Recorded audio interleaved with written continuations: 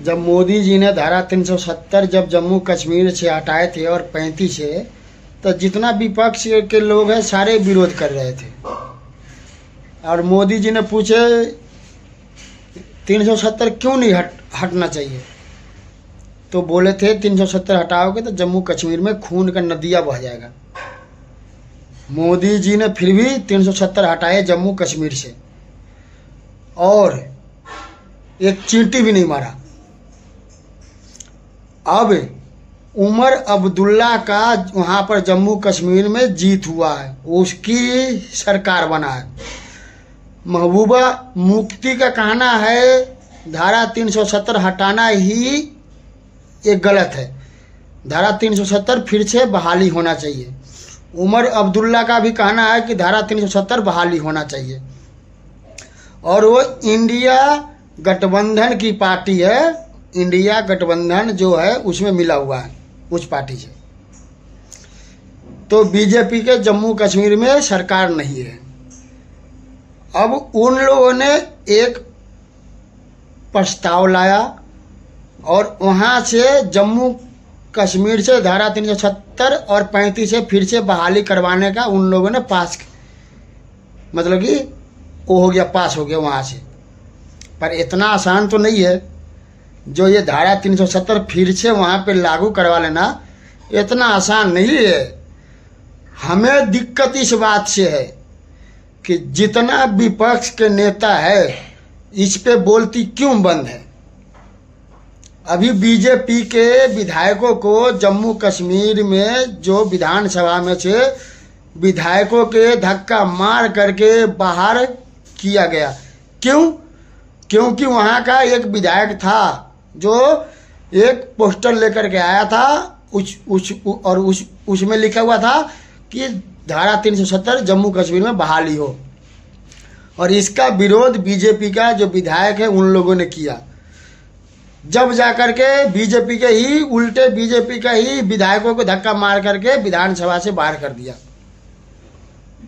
सांसद से। अब मुझे ये बताइए, जो लोग फिलिस्तीन पे आंसू बहाने वाले, जो लोग पाकिस्तान पे आंसू बहाने वाले, आज जम्मू कश्मीर में पर बोलती बंद क्यों है?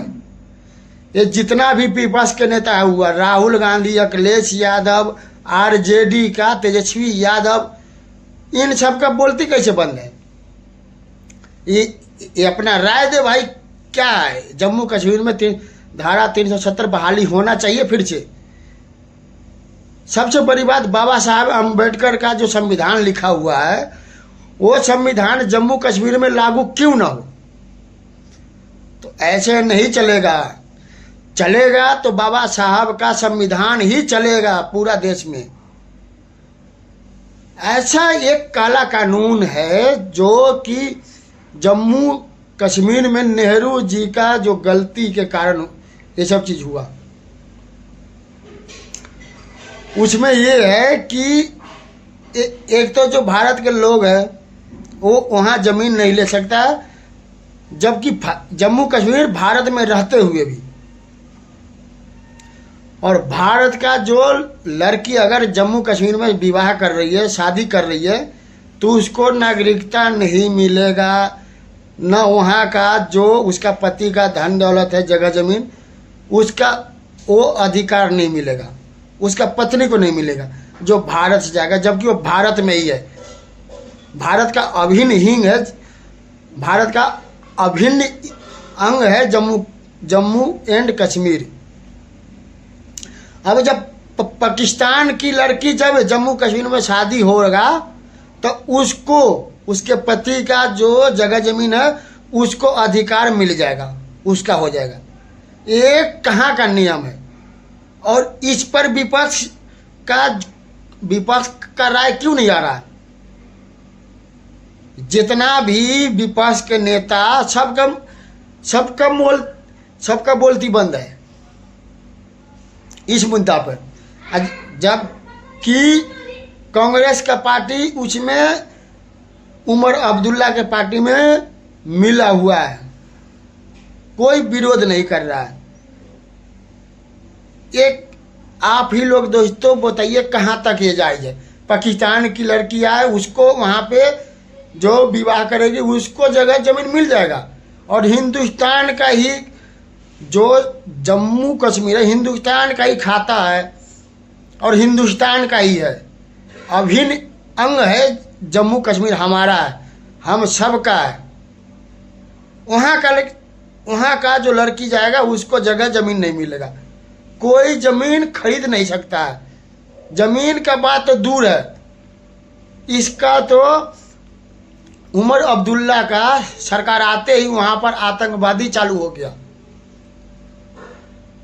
तो क्या सोच है इन लोगों को साफ साफ दिख रहा। ये आज का दुनिया का जो जनता है होशियार हो चुका है। पहले टीवी नहीं था, सोशल मीडिया नहीं था, अब तक तुम जो भी करोगे वो आम जनता को पता चल जाता है। तो देख सकते हो आप लोग, दोहरा जो चरित्र है वो देख सकते हो। फिलिस्तीन पर आंसू बहाते थे इन लोग, पाकिस्तान पर बहाते थे। अभी जम्मू कश्मीर में जो ये सब जो हो रहा है इस पे सबका बोलती बंद है। मोदी जी ने तो साफ कह दिए कि ये दुनिया के किसी में भी ताकत नहीं है जो ये धारा 370 फिर से लागू करवा सके। और अमित शाह तो सीधा बोल दिया है कि राहुल जी आपका 4 पुश्ते भी आ जाएगा ना, फिर भी धारा 370 और 35 है जम्मू कश्मीर में दोबारा नहीं आ सकता है।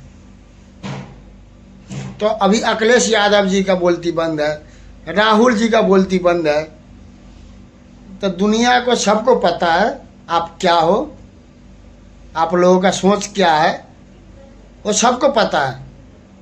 तो दोस्तों आप लोग कमेंट करके ज़रूर बताइएगा कि जम्मू कश्मीर में धारा 370 फिर से बहाली होना चाहिए।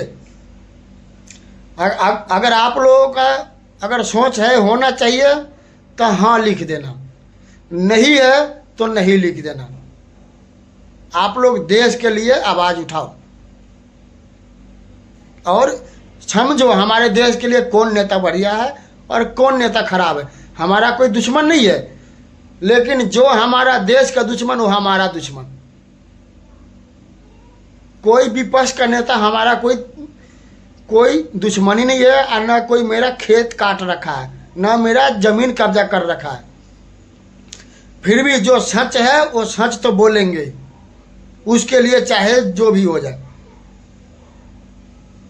अरे जम्मू कश्मीर हमारा है, अभिन्न अंग है हमारा, और बाबा साहब का जो संविधान लिखा हुआ है वो जम्मू कश्मीर में लागू क्यों नहीं होगा? ऐसा नहीं चलेगा। चलेगा तो एक ही बाबा साहब का संविधान चलेगा बस। तो आप लोग जरूर दोस्तों कमेंट करके हमें बताइएगा। जय हिंद, जय भारत।